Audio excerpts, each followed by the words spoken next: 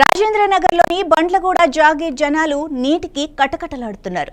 అసలే ఎండాకాలం, నీటి కొరతతో కాలనీ వాసులు యాతన పడుతున్నా అధికారులు పట్టించుకోవటం లేదు.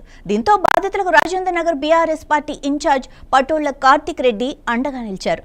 వాక్ ఫర్ వాటర్ పేరుతో పలు కాలనీల్లో ఆయన పాదయాత్ర చేపట్టారు. ఇక ఆర్థిక వాణిజ్యానికి కేంద్రమైన ఈ ప్రాంతంలో అంతరాయం లేకుండా నీటి సరఫరా చేయాలని అధికారులను డిమాండ్ చేశారు.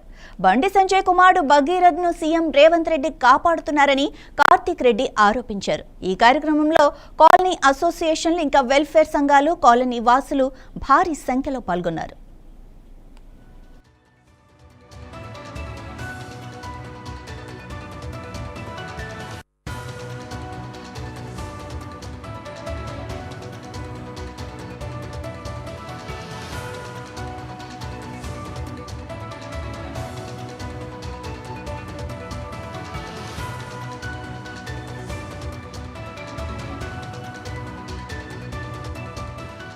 కొంతమంది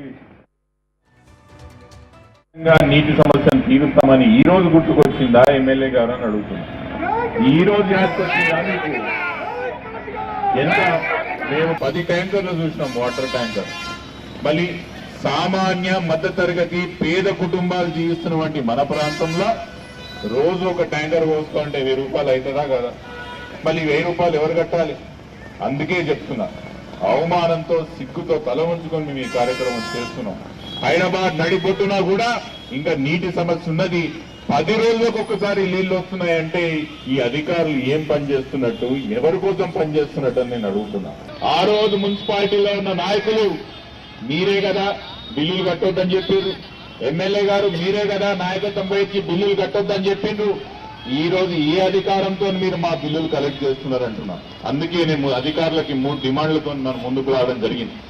మొదటి డిమాండ్, రోజు పెట్టి రోజు ఖచ్చితంగా మీరు నీళ్ళు ఇవ్వాల్సిన అవసరం ఉన్నది.